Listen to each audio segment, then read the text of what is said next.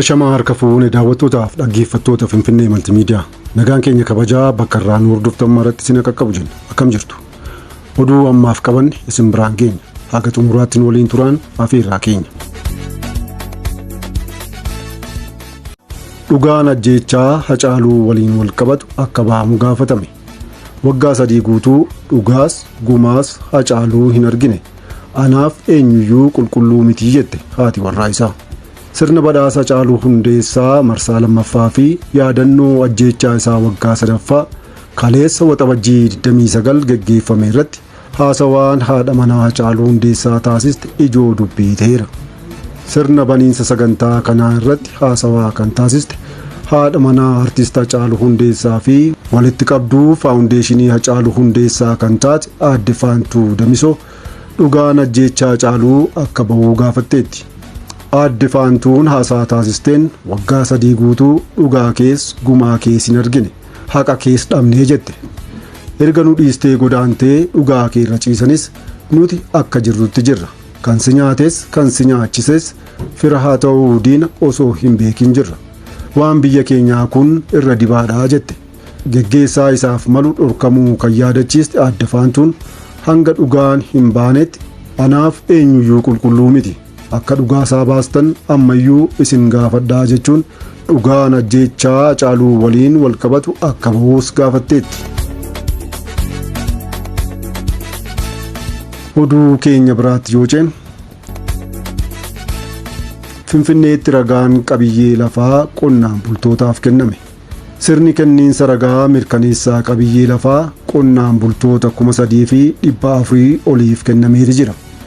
Saganticha irratti kantiibaa bulchiinsa magaalaa Finfinnee aadde Adaanach Abeebee dabalatee qondaaltonni olaanoo bulchiinsa magaalichaa biroonis argamaniiru. Qonnaan bultoonni kunneen kutaalee magaalittiitti galmaanii hojiin seera qabeessummaa isaa mirkaneessu erga gaggeeffameen booda guyyaa har'aa jechuunis waxabajjii 30 bara 2023 qonnaan bultoota 3,451tiif ragaan qabiyyee lafaa kennameera. Qonnaan bultoonni kunneen gama hirmaannaa misoomaa akka cimsatan of ijaaruu akka danda'aniif qajeelfamni baafamee hojjetamaa jiraas jedhameera. Waltajjii kanarratti aadde Adaanach Abeebeen yeroo dheeraaf sababoota adda addaatiin guddina magaalaan wal qabatee miidhamaa akka turan kaasuun yeroo ammaa garuu hanqinoota jiran fooyyessuun qonnaan bultoonni lafa isaanii irraa bu'aa argachuun jireenya isaanii akka fooyyeffatan bulchiinsi magaalichaa haala mijeessaa jiraachuu himaniiru. Darbees qonnaan bultoonni of eeggannoo akka taasisanii fi waan isaan miidhuu fi toluuf adda baafachuun qabiyyee harka galfatan kana akka eeggatan kantiibaa magaalaa Finfinnee aadde Adaanach Abeebee dhaamaniiru. Oduu keenya alaatti yoo ceenu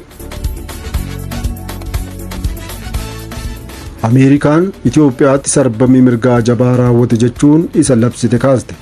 Itoophiyaa keessatti sarbamii mirgaa jabaa raawwateera jechuun yeroo waraana kaaba Itoophiyaa Ameerikaan isa labsite kaaste jechuun miidiyaan US gabaase.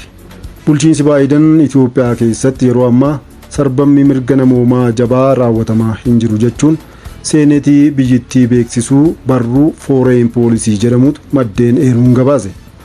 Haa ta'u malee dhimma kana irratti gama mootummaa US'tiin wanti ifatti ibsame hin jiru.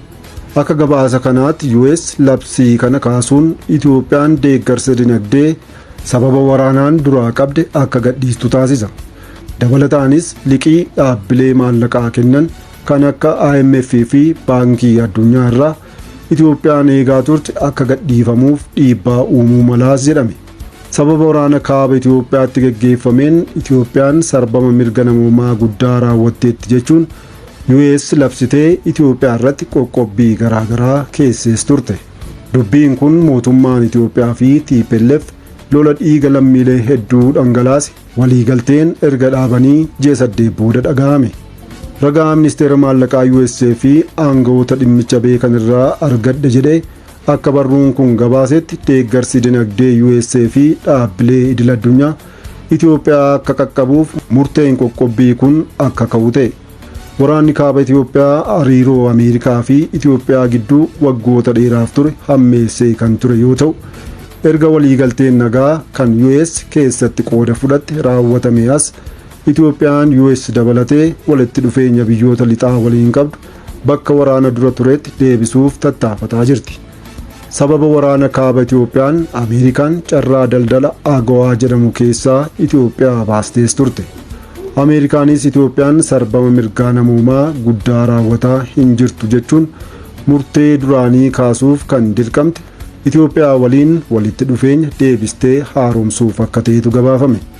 Gama biraan ammoo bulchiinsi Baayiden murtee kana Itoophiyaa irraa kaasuu itti ariifate jedhanii kan komatanis jiru jedha gabaasni kun.